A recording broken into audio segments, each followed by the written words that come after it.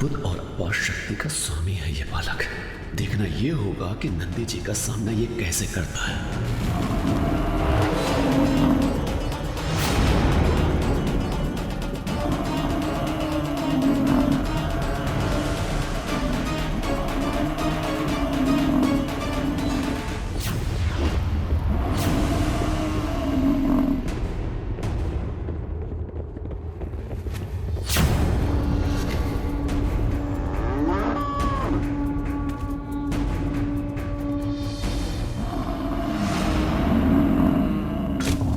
कर लीजिए आप सभी, पीछे नहीं हटूंगा, आपका डटकर सामना करूंगा।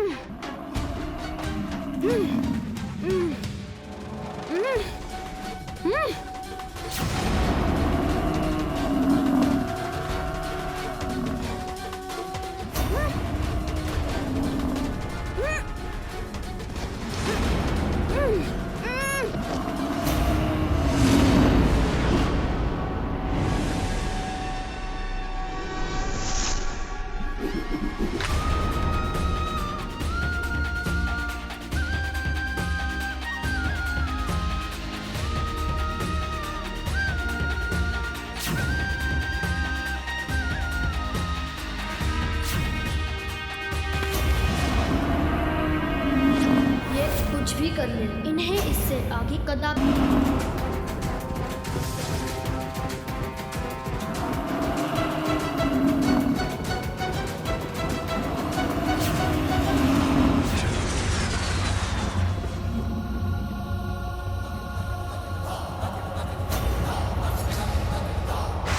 पीछे से मेरी पूंछ पकड़ ली, मुझे रोक दिया इसने।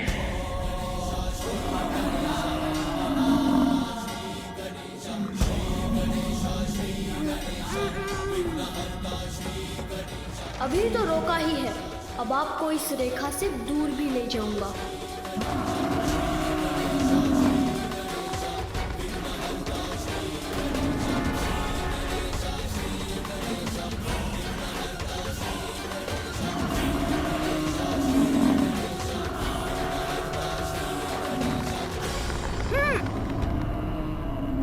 मैं इन्हें खींच क्यों नहीं पा रहा हूं?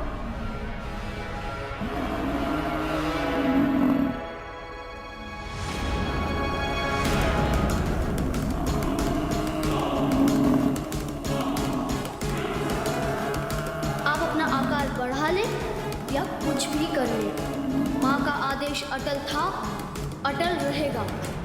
वायुदेव, स्वामी, कहाँ थे आप? चिंता के मारे मेरे प्राण सूख रहे थे। कुछ हुआ था क्या? गजासुर ने हम देवताओं को बंदी बना लिया था। यदि उचित समय पर विष्णुदेव और नंदी हमें उसके बंधन से मुक्त नहीं कराते तो वो दुष्ट गजासुर हमारी और दुर्दशा करता। नंदी? हाँ नंदी। अद्भुत था वो दृश्य जब नंदी ने अपने अपार बल का प्रयोग करके भोलेनाथ को गजासुर से मुक्त कराया। नंदी का अपार बल तो भोलेनाथ की सेवा के लिए सदा तत्पर रहता है।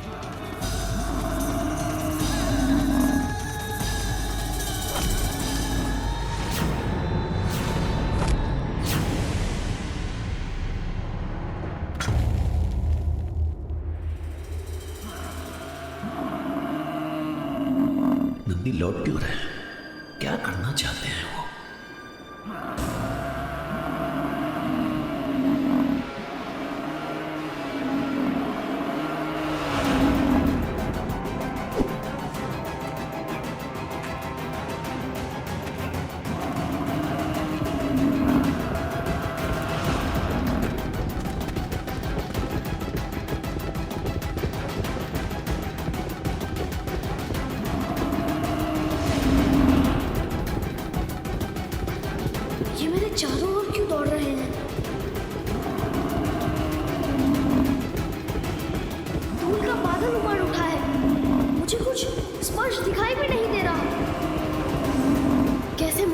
कैसे मैं?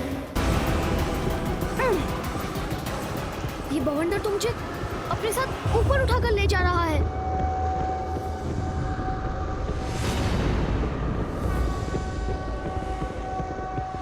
अब तुम यही इस आकाश में, इस बवंडर में स्थित रहो बालक।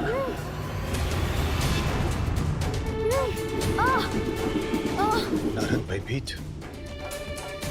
यदि उनके पुत्र का तनिक भी अनिष्ट हुआ तो माता पार्वती भांडर उत्पन्न कर देगी। किंतु मैंने जो किया वो भी तो आवश्यक ही था, उसमें भी था सृष्टि का हित। माता पार्वती के क्रोध से कैसे रहूं सुरक्षित?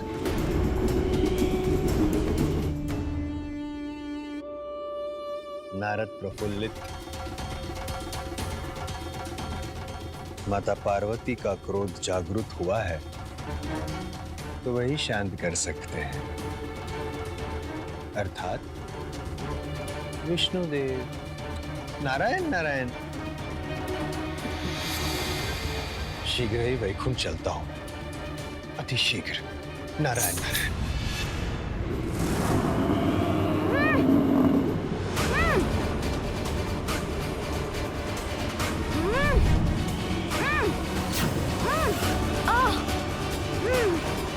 मुझे इस बवंडर से बाहर निकलना ही होगा।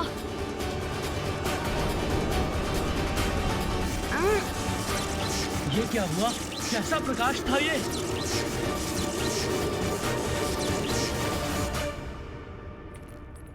स्वामी, मुझे ज्ञात है कि आप गजासुर के वध से अति आनंदित हैं, किंतु उससे भी अधिक आनंदमय सूचना मेरे पास है। गजासुर के वध से अधिक आनंद में सूचना हमारे लिए और क्या हो सकती है प्रिय? बताती हूँ प्रभु, बताती हूँ, थोड़ा धैर्य रखिए। देवी पार्वती के निमंत्रण पर मैं कैलाश गई थी। आपको पता है मैंने वहां कैसे देखा? वो बहुत ही अद्भुत है, बहुत ही सुंदर। अद्भुत? कौन है अद्भुत? वो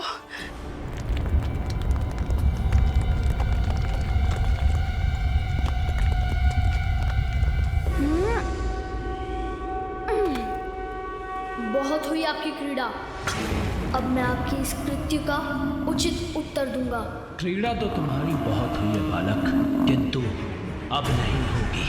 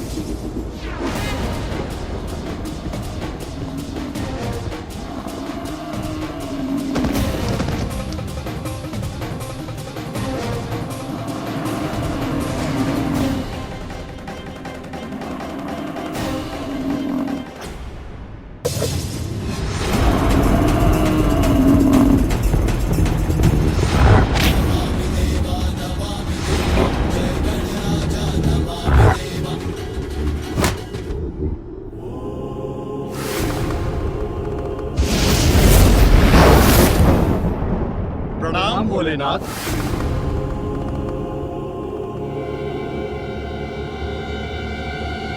महादेव! प्रभु प्रभु प्रभु महादेव!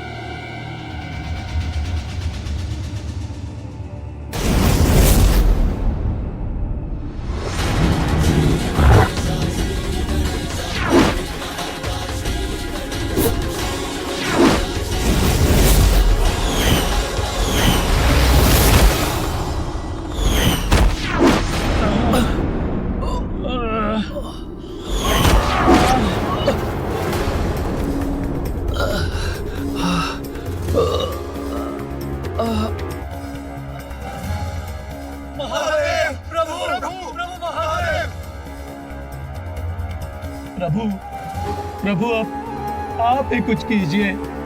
देखिए उस बालक ने हमारी कैसी दुर्दशा कर दी है।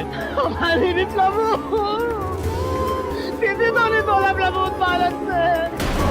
उस धन को है वो प्रभु, अत्यंत अच्छी तालीम है। उससे पहले हम सबको बना के चल जाए प्रभु।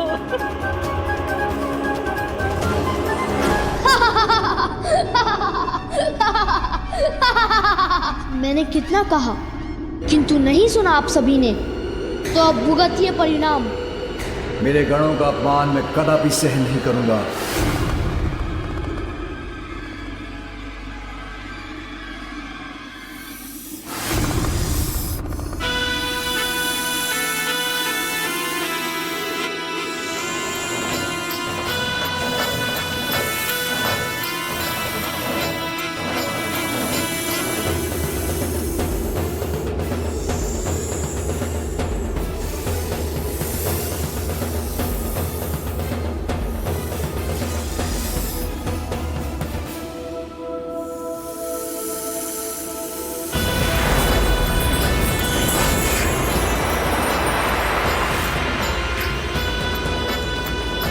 हे शिव शंभु, अपने इस सेवक वासुकी को आदेश दीजिए।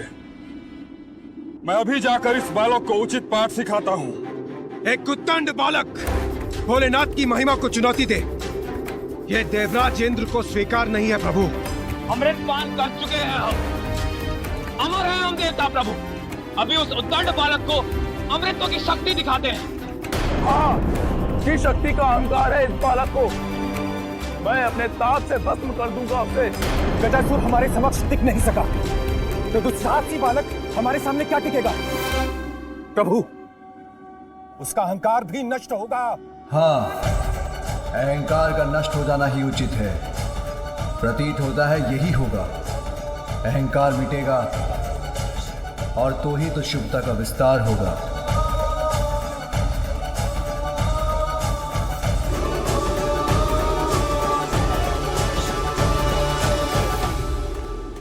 उस बालक को पराजित करने के लिए आप सभी देवताओं की शक्तियां पर्याप्त हैं। शीघ्र जाइए और उसके दंभ का अंत कीजिए।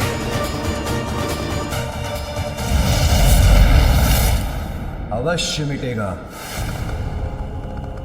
सबका अहंकार मिटेगा।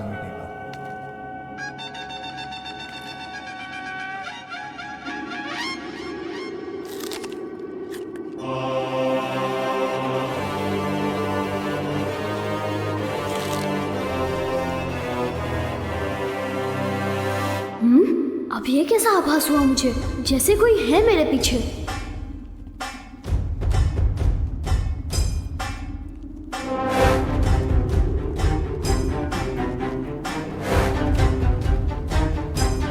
ना स्वयं शांत बैठते हैं, ना दूसरों को शांत बैठने देते हैं। उन्हें लौटाया था, अब ये आ गए।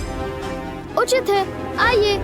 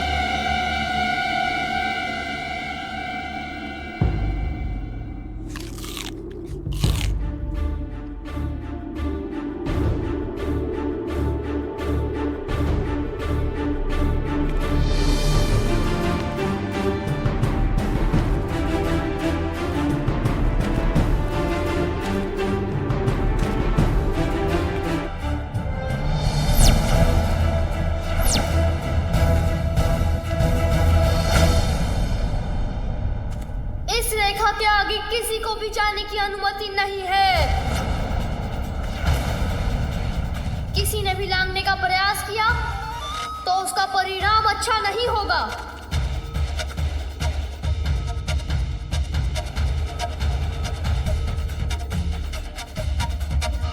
ए बालक, क्यों अपने जीवन के शत्रु बने हुए हो?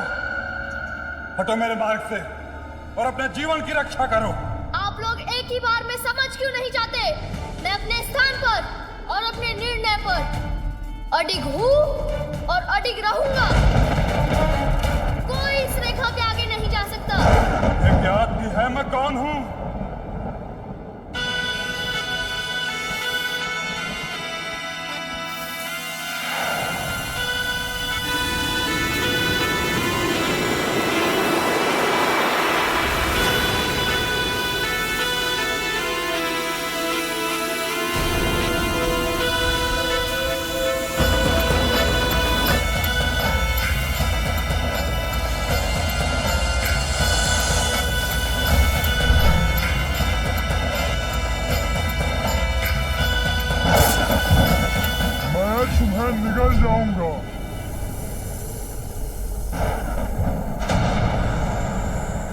नागराज वासुकी, ये क्या कर रहे हैं आप अपनी सभी सीमाओं का उल्लंघन कर रहे हैं।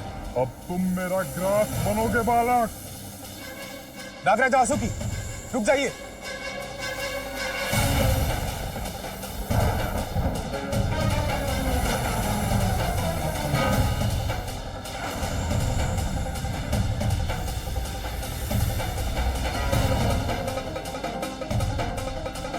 रुकना तो इसे चाहिए था, शिव शंभु का अपमान करने से पूर्व। नहीं वायुदेव, इस बालक का अंत निश्चित है। नागराज वासुकी, ये दुस्साहसी है, उद्दंड है, किंतु है तो एक बालक ही। हमें इसे एक अंतिम अवसर देना चाहिए। शांत नागराज, कदाचित वरुण देव उचित कह रहे हैं।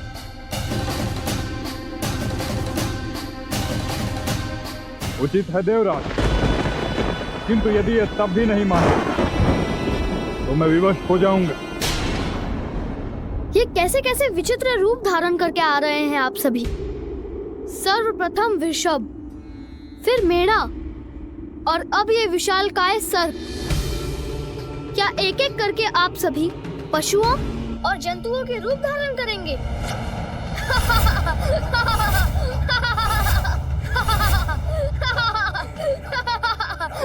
तो ये बालक अब भी नहीं समझा। अब भी इसमें इतना ही अहंकार शेष है। इसके अहंकार का उपचार करता हूं मैं अभी। नागराज वासुकी, आप शांत हो जाइए, मैं समझाता हूं इस बालक। जिनका तुम अपमान कर रहे हो वो नागराज वासुकी है।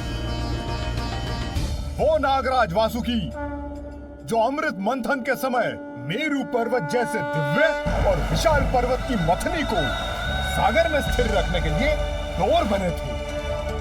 एक ओर से इन्हें हम देवताओं ने पकड़ा और दूसरी ओर से दुष्ट असुरों ने।